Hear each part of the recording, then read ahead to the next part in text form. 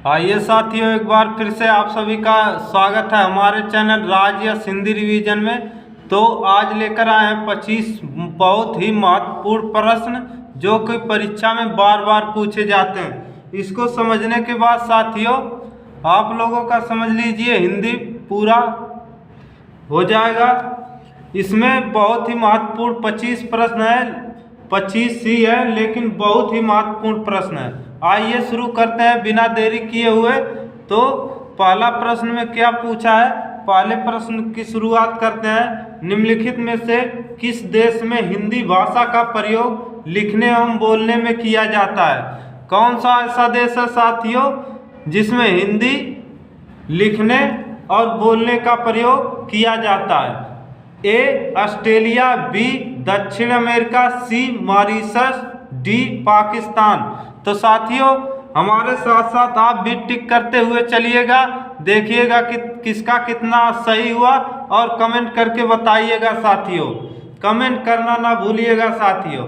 तो इसमें C option हमारा सही है, मॉरिशस। मॉरिशस में साथियों हिंदी भाषा का प्रयोग लिखने और बोलने दोनों में किया जाता है साथियों। तो हमारा सी ऑप्शन सही है। दूसरा देखते हैं, कृष्ण गीतावली नामक काव्य ग्रंथ के रचयिता हैं? ए तुलसीदास, बी सूरदास, डी रैदास, सी रैदास, डी केशवदास। तो दूसरे का हमारा कौन सा आंसर सही होगा? ए तुलसीदास। तुलसीदास साथियों कृष्ण गीतावली नामक का ग्रंथ के रचयिता तुलसीदास जी हैं। आइए अगले प्रश्न की तरफ चलते हैं। तीसरा प्रश्न, वाक्य के घटक होते हैं? ए कर्म और क्रिया, बी कर्ता और क्रिया, सी कर्म और विशेषण, डी उद्देश्य और विधेय। तो कौन सा ऑप्शन सही होगा? हमारा उद्देश्य और विधेय, डी ऑप्शन हमारा सही है। प्रश्न नंबर अगला, तुमने गया होगा भूतकाल के भेद का निर्देश कीजिए। कौन सा ऑप्शन सही होगा? ए हेतु हेतु मत भूत, बी संदिग्ध, सी पूर्ण भूत, डी अपूर्ण भूत। तो इसमें साथियों तुमने गया होगा इसमें कंफर्म नहीं हो पा रहा, इसलिए यह हमारा संदिग्ध हो जाएगा, संदिग्ध भूत। ये बी ऑप्शन हमारा सही है। चौथे का बी ऑप्शन सही है। पांचवा देखते हैं साथियों, निम्नलिखित में कौन सा शब्द स्त्रीलिंग है? निम्नलिखित में कौन सा शब्द स्त्रीलिंग नहीं है? ए सुबह, बी दोपहर, सी सांझ, डी दिन। पांचवे का कौन सा ऑप्शन सही होगा साथियों? तो ये डी ऑप्शन हमारा सही है, दिन। दिन स्त्रीलिंग नहीं है, बाकी ये भी स्त्रीलिंग है, दोपहर भी और सांझ भी, ये तीनों हमारे स्त्रीलिंग है। ये दिन हमारा स्त्रीलिंग नहीं है। अगला प्रश्न देखते हैं, लाला का अन्य लिंग रूप है? तो लाला का अन्य लिंग रूप क्या हो जाएगा? ए लालाइन, बी ललाइन, सी लल्लाइन, डी लालाई। तो छठवें का कौन सा ऑप्शन सही होगा साथियों? तो छठवें का बी ऑप्शन हमारा सही होगा, ललाइन। सातवां प्रश्न, जालक का तद्भव है? तो जालक का तद्भव कौन सा हो जाएगा? ए झरोखा, बी चालक, सी झलक, डी नालक। तो सातवें का कौन सा ऑप्शन सही होगा साथियों? तो सातवें का ए ऑप्शन हमारा सही होगा, झरोखा सही है। जालक का तद्भव झरोखा होगा। तो आठवां प्रश्न, स्वरों की सहायता से उच्चारित वर्ण को कहते हैं? स्वरों की सहायता से दोस्तों जो उच्चारित किए जाते हैं उसे क्या कहते हैं? ए स्वर, बी शब्द, सी व्यंजन, डी अर्थ। तो सी ऑप्शन हमारा सही है, स्वरों की सहायता से उच्चारित व्यंजन किए जाते हैं साथियों, डी सी ऑप्शन हमारा सही है। 8वें का सी ऑप्शन हमारा सही है। आइए 9वें प्रश्न की तरफ चलते हैं। 9वें प्रश्न में क्या पूछा है? उच्चारण के स्थान के आधार पर वर्णों के भाग हैं। तो इसमें से वर्णों के भाग हैं साथियों A 7, B 5, C 9, D 3। इसमें कौन सा ऑप्शन सही होगा साथियों?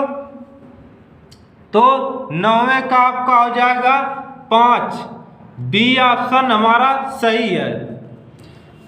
10वां प्रश्न, भाषा की मूल इकाई है।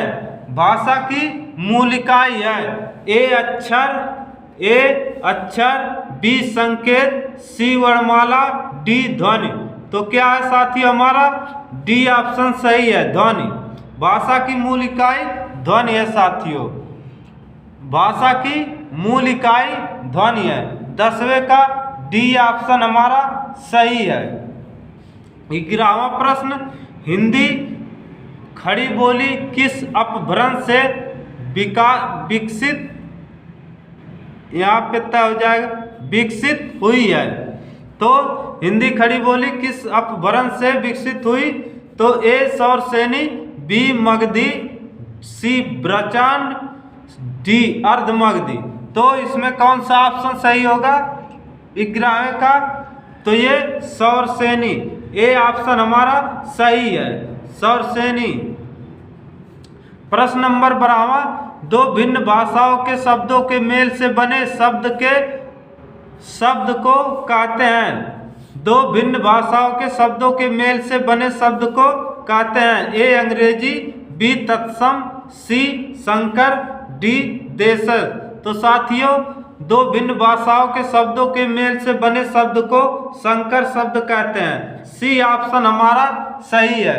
12वें का सी ऑप्शन सही है। अगला प्रश्न, खग शब्द है। खग शब्द है ए ऋण, बी योग ऋण, सी यौगिक, डी इनमें से कोई नहीं। तो 13वें का कौन सा सही है? तो हमारा योग ऋण सही है, बी ऑप्शन हमारा सही है। अगला प्रश्न 14वां प्रश्न,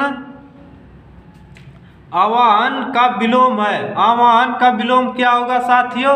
ए अवगाहन, बी तिरोभाव, सी विसर्जन, डी धन्यवाद।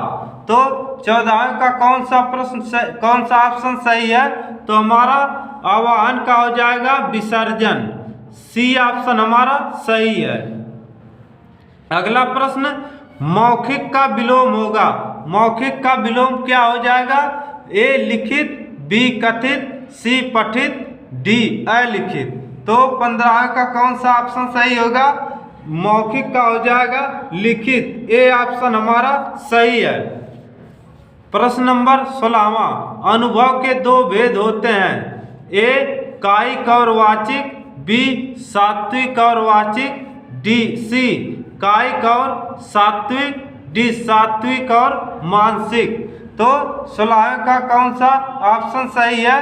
तो हमारा अनुभव के कायिक और सात्विक, यही दो भेद होते हैं। अब चलते हैं अगले प्रश्न की ओर। अगले प्रश्न में क्या पूछा है? 17वां प्रश्न।